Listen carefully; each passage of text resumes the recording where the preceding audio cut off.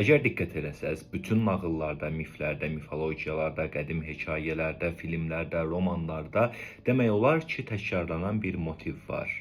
Bütün bu hekayələrdə qəhrəman sevdiyi qızı, sehirli üzüyü, parıldayan dərini, dirilik suyunu və ya düşdüyü lənətin sirrini tapmaq üçün səyahətə çıxır.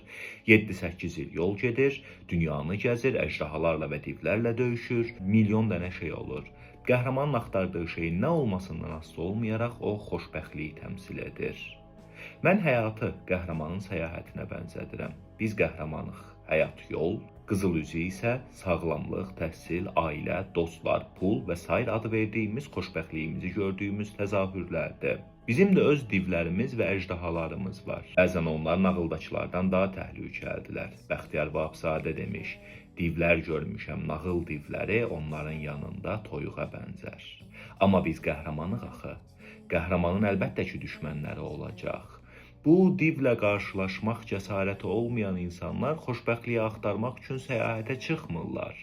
Onlar çadırlarında oturur və sadəcə onlara deyilənləri edirlər. Onlar başqa insanların xoşbəxtliyi üçün varlar.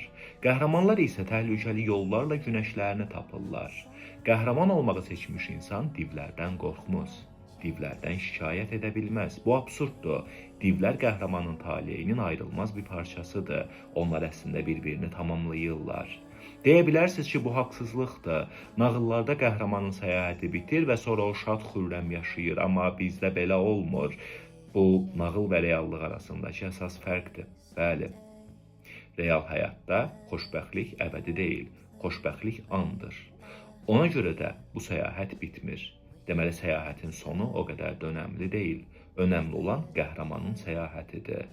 Bəlkə də əbədi xoşbəxtlik budur. Ölənə qədər davam edən səyahət.